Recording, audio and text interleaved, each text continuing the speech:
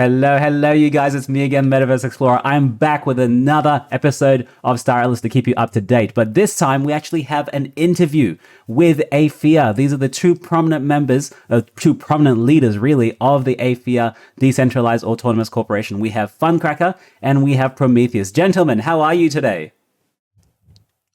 Doing fine, mate. Thanks for asking. Hi. Yeah, hi, Prometheus. Hi, Funcracker. Thank you very much for joining us, guys. So, It's a pleasure.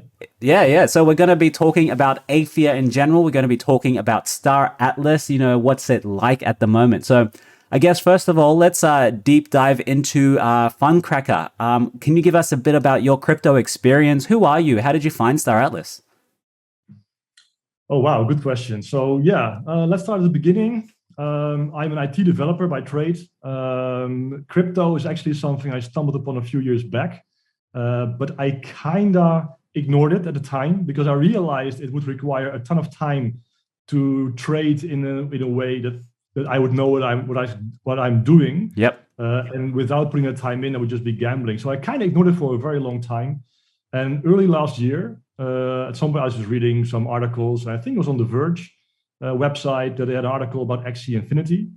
Oh, yes. And that intrigued me like crazy because I'm a gamer all my life. And just the notion that you could actually play a game and earn your keep, own the assets in that game. This just hit me on all fronts. And I figured, wow. So I started looking into Axie Infinity quite a bit because I'm not a person who just buys something first and then you research about it later.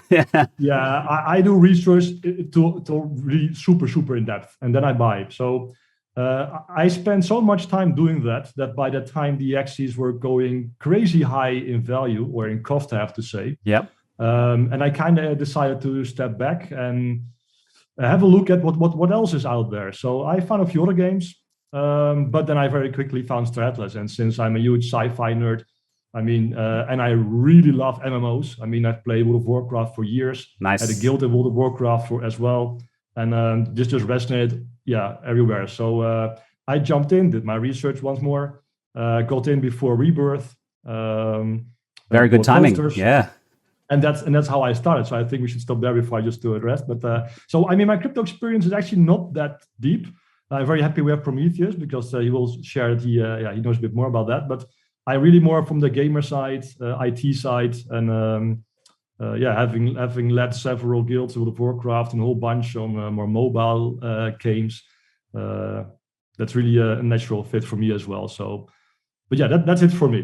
Yeah, that's awesome, man. Thank you very much for the introduction. I'm sure everyone in Aephia is like dying to know more about our fearless leaders. So I guess we have Funcracker, right? Who's the gamer side of things, like maybe one side of the coin. On the other side, we have Prometheus, who's like maybe the blockchain wizard. Maybe Prometheus. Can you give us a background on you, maybe?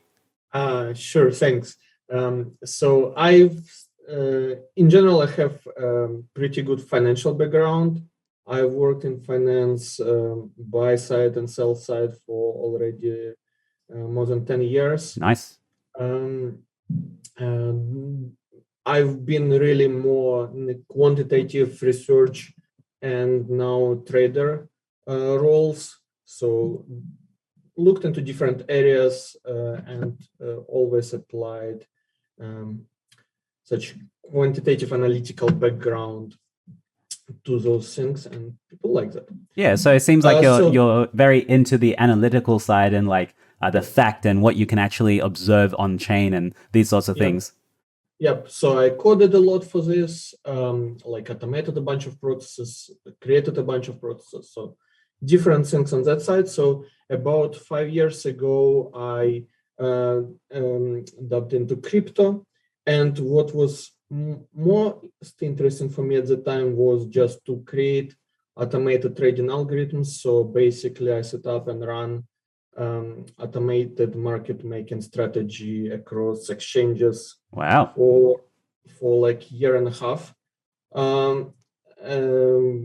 Unfortunately, that resulted in tax reporting that was like, when I first submitted taxes in US, it was like 100 pages of just transaction reporting. So then I adjusted that algorithm to to do trades only with higher profitability. Yep. Then, so that decreased maybe to something like 30 pages. But after that, I decided to just trade much more rarely because it's it's easier to file your taxes. Yes, yeah, exactly. Right on, man. Thank you very much, man. I don't want to cut you off, but that's a good introduction to you. So thank you very much for telling us about yourself. I guess looking at the time, let's dig deep into Aephia, right? Aephia is one of the leading DACs in Star Atlas at the moment, right? We're going to be doing a lot of shipbuilding, which is what my hopes are at the moment. So I guess Prometheus, Funcracker, maybe Funcracker first. Can you tell us what is Aephia to you? Who are we? What's our mission in Star Atlas? Oh, we have a bunch of them. I mean, currently, as you can see in the Copa presentation, right, we have a bunch of slogans that our members actually came up with. And from rock to rocket is one we really like to use a lot. Yep. So from the in-game perspective, we want to become one of the most, or not one of the most profitable shipbuilding organization. I think what really matters though to us is that our members are having fun while making a good profit. So we actually like to maximize their profits, want to maximize their fun.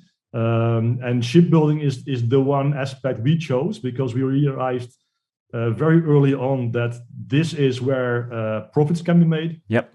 And it's also something that actually touches almost every aspect of gameplay in Star Atlas. So that also meant that instead of having just a limited appeal to people, everybody's basically welcome. We need also explorers to find rare resources to improve the components we can actually create. We need people for the mining, refining, creating components, shipping, security, you name it, it's there. Yep. So to us, this felt like, really the best of all worlds possible.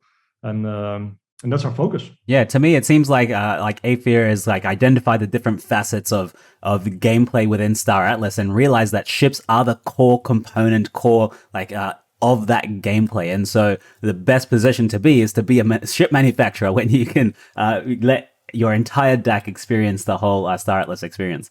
Prometheus, what about you? What's your vision of Star Atlas at the moment? Of Aephia, sorry. Thanks. So basically, I just want to start with Greek mythology. Yeah. Because Prometheus in there is a bringer of light, bringer of knowledge. So this is my approach to Star Atlas overall and to Aephia specifically, is to share as much knowledge as possible with the DAC. We don't share everything, but we share a lot with general Star Atlas community, just because we want to educate everyone. It's just that we leave some additional analysis and alpha to our own members to make sure that members benefit from actual membership. Of course. And I can actually attest to this because every week when I listen to the Aephia Town Hall, you compare the last week's results and timeline to this week's, and you specifically tell us, the entire guild, what has changed, what hasn't changed, what they needed to include, what they didn't include. So from my point of view, thank you very much for being, the analytical side of things. So thank you. Yeah. If I may, I just want to highlight one moment, because I heard in one of Copa presentations, one guild saying that they constructed a guild just based on sharing knowledge of how to access certain markets. Well, we've done it for our members from the very beginning, and not just that, not just educated how to put orders there before general community can. Yeah. But we also had voice calls during ship drops where we were monitoring blockchain and telling specifically what price would get your ship at the current book.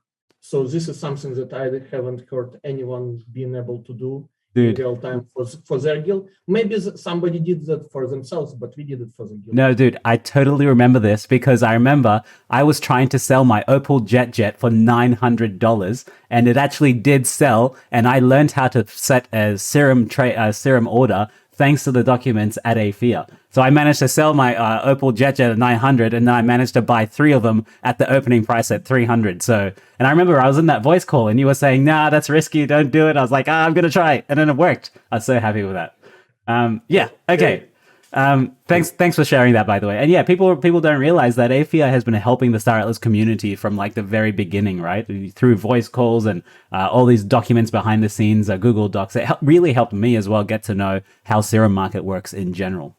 But okay, let's talk about Copa for a second, right? So we did our presentation at Copa. Funcracker, you presented for us. I was so impressed and so happy to see you representing Aephia so well. Can you tell us about your experience at Copa? How was the construction of the presentation? Who helped you do it? And how did you go? Oh, yeah. Thanks first for the compliment. Yeah. So I think the minute Copa was announced, the management team got together and we talked about what we're going to do. We realized quite quickly, and I have to say that Sensei Yamura played a pivotal point here, or a pivotal role here as well, that we actually had all the information readily available already. We just had to polish it, refine it, and most of all, shorten it, that would fit into a presentation.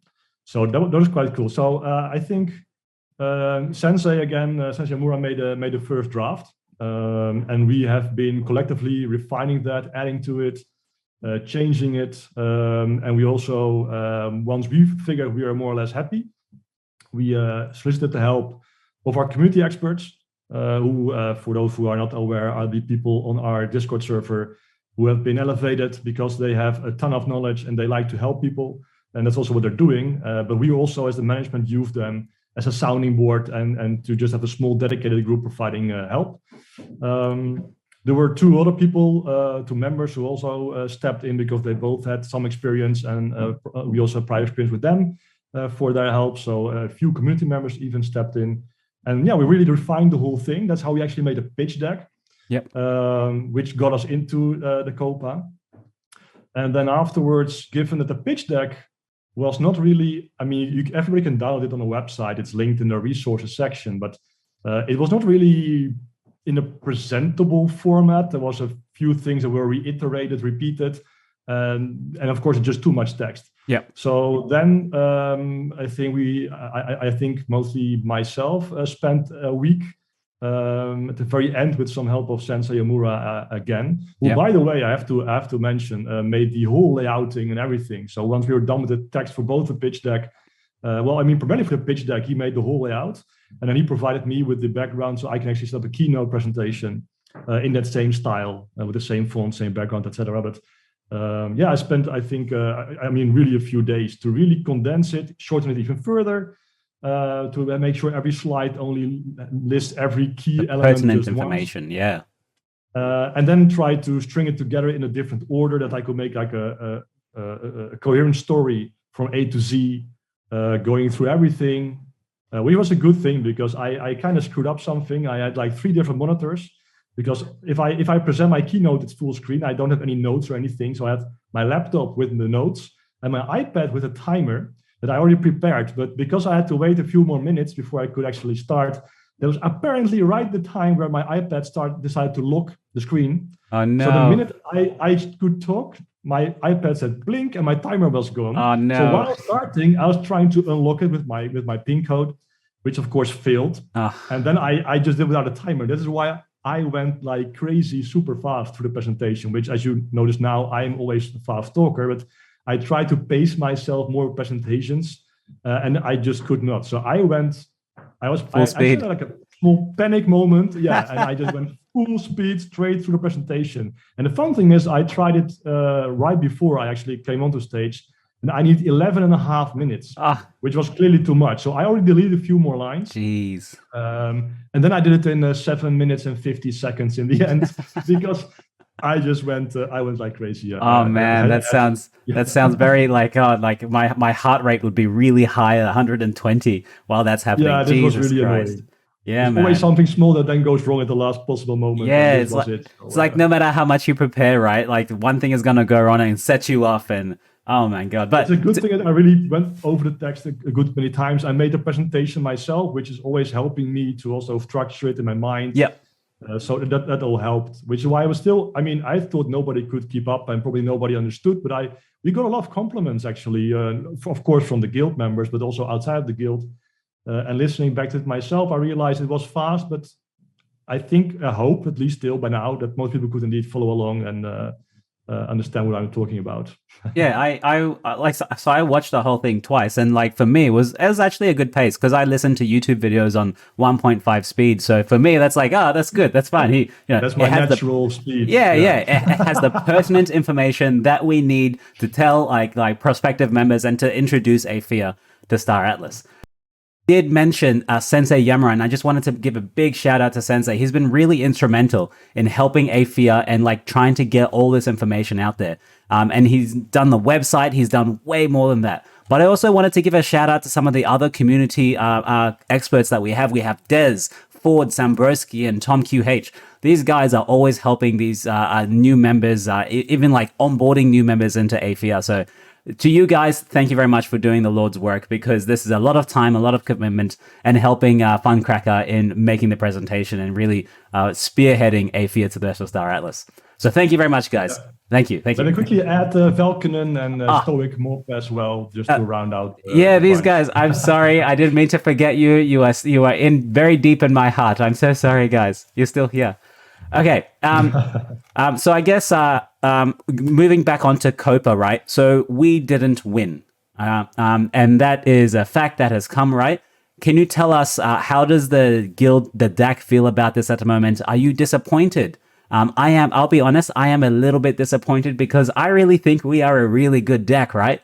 How does that feel for you? Funcracker, how does that feel?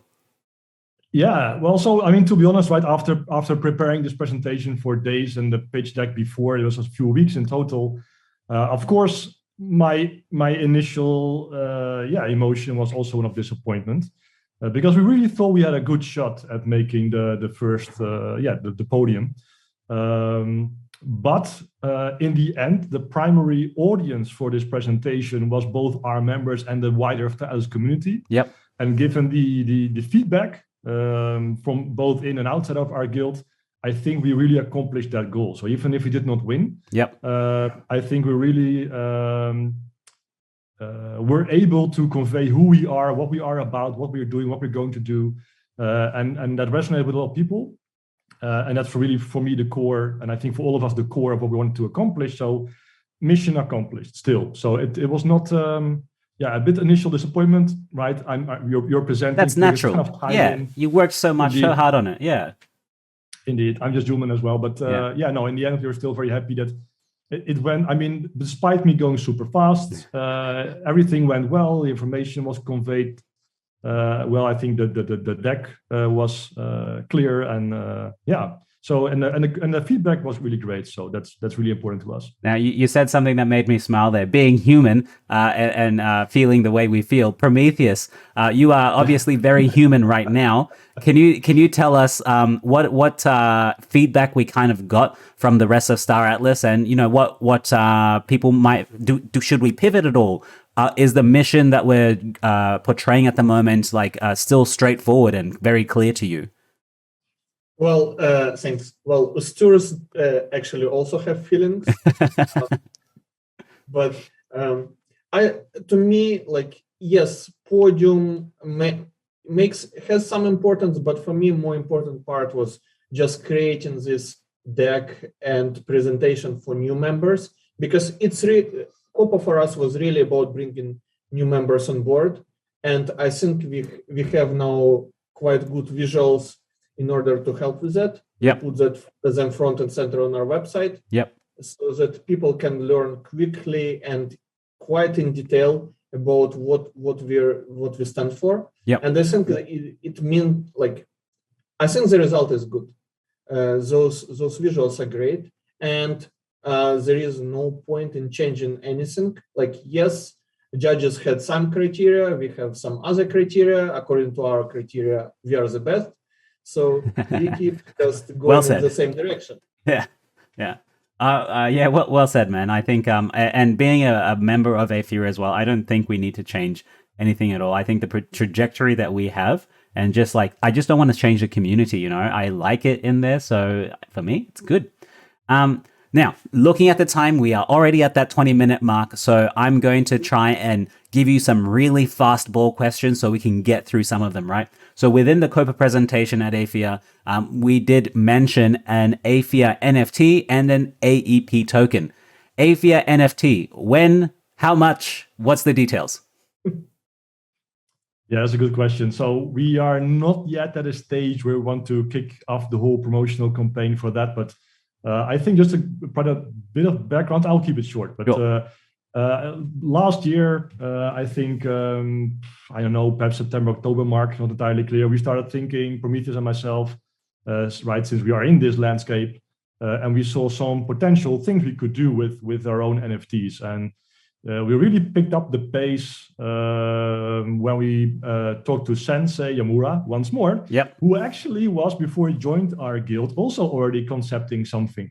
So we joined forces and we went a bit more public. Again, the community experts, a few people from our NFT DGen community, which is quite strong and vibrant. We teamed up in a bigger group and in a work group, and have since end of last year, been working on what is the ultimate NFT. And not just, of course, the art, but mostly what it should do, what is the utility. And we have had a ton of discussions. We have weekly meetings since a few months, and to just make sure we can bring it further along. We are a bit hesitant with launching it at this point in time. As you know, the market is not optimal. So we are still just diligently continuing our work and just polishing and make sure everything is prepared for when the time is right to launch it. So that's something we're still waiting for. No problem. I won't probe too far into that because I know everything is always in development. I'm going to swing it back down to Prometheus here. Prometheus, can you tell us anything about the AEP token? Sure. So token will be launched at some point.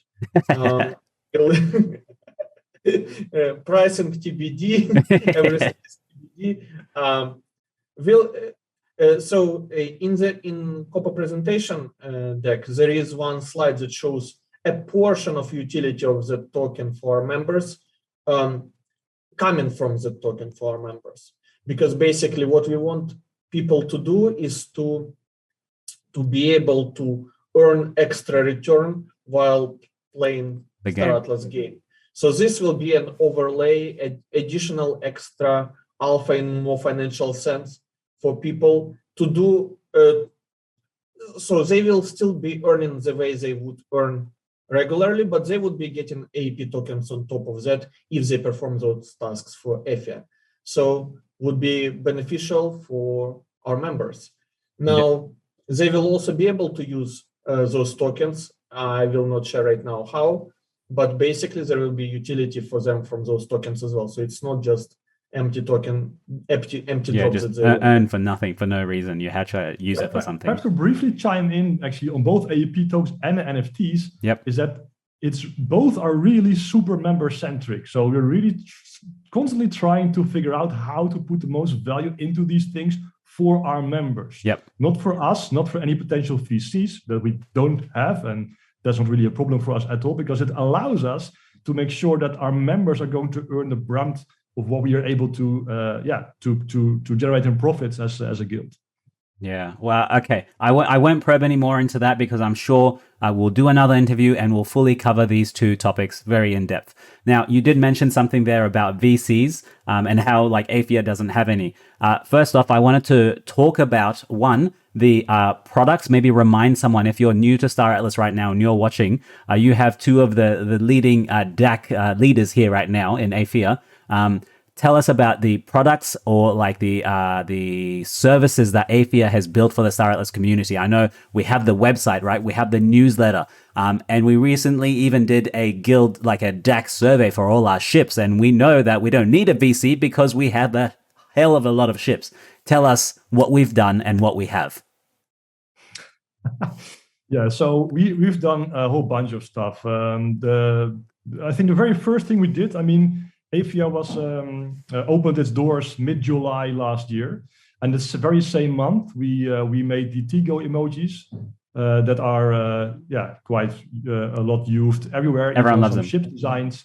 ship designs, they come back. We launched the community wiki a month later.